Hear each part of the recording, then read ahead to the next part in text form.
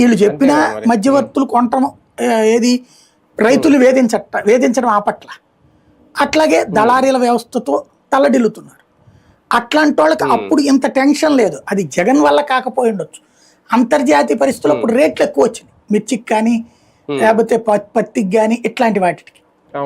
అందువలన ఇప్పుడు కంపేర్ చేసుకున్నప్పుడు అదేదో మనకి దాన్ని ఏమంటారు, డాక్టర్ గారి దగ్గరికి వెళ్ళినప్పుడు హస్తవాసి, అలాగే రాజకీయాలు చూస్తున్నప్పుడు లెగ్గు మహిమ ఇట్లాంటివి మాట్లాడుతుంటారు.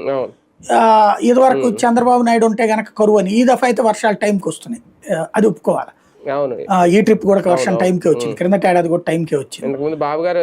అట్లుండే రాజశేఖర రెడ్డి ఉన్నప్పుడు జగన్ ఉన్నప్పుడు టైంకి వర్షాలు పడతాయి అనేటటువంటిది ఉండేది.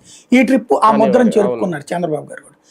ఇప్పుడు జగన్కి వచ్చేటప్పటికి ఆ ఆదాయ వనరు పరంగా జగన్ పట్ల పాజిటివ్ ఉంది, అతని పట్ల ఇది వైఎస్ఆర్ పట్ల కూడా ఆ పాజిటివ్ ఉంది.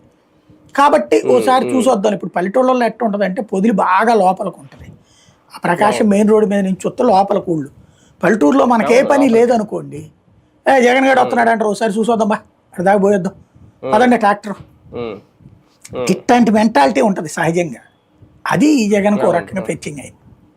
అంటే ద్వేషం ఉంటే రారు కదా, ద్వేషం ఉంటే రారులేను రారు కదా, వచ్చారంటే ఏదో మొత్తం మీద ప్రేమతోటే వచ్చినట్టే అని అనుకోవాలి. కానీ ఒకటిసారి ఇప్పుడు మీరు